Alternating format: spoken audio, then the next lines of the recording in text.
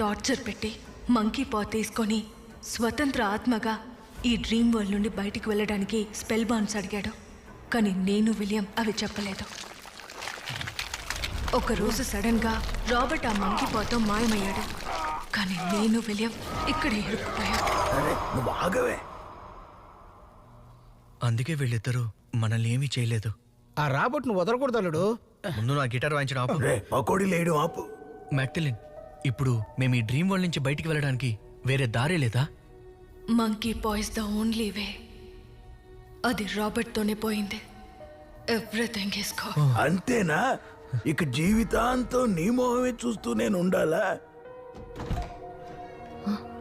ఓ God, KP KP లేకు. Hello అమ్మా, నానా నిద్రపోవని చెప్పి నిద్రపోతున్నారేంటి? ఇదిగో ఈ మనిషి హెలిసినేషన్ టాబ్లెట్స్ తెమ్మంటే స్లీపింగ్ పిల్స్ తెచ్చాడు. డాక్టర్ ఎక్కడ? Doctor doctor doctor wash basin అనుకుని వాషింగ్ మిషన్ లో తలపెట్టాడు. ఇది నీ చెడ్డియా? అయితే లేవడం డౌటే. ఇది ఉతికి నెల అవుతుంది అల్లుడు, చచ్చిపోలే. నువ్వు చూసుకోమా, ఇప్పుడే వస్తాను. ఎక్కడున్నాను?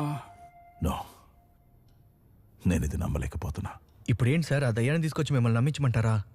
ఇంకో విషయం, మీరు చెప్పినట్టే నరికిన కోతి చెయ్యే ఆ డ్రీమ్ కి మంకీ పా sir. So Magdalene and William వల్ల వీళ్ళకి ఏ ప్రాబ్లం రాదు. అందుకని మమ్మల్ని జీవితాంతం దయ్యాలతోనే బతకమంటారా? ఇప్పుడు అది మాత్రమే ప్రాబ్లం కాదు.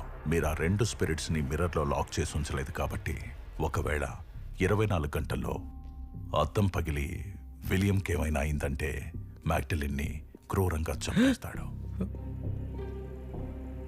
డ్రీమ్ వరల్డ్ నుంచి బాహ్య ప్రపంచంలోకి రావాలని ఆశపడ్డ రాబర్ట్ స్పిరిట్ తో కలిసి మంకీ పా కూడా మాయమైపోతుంది.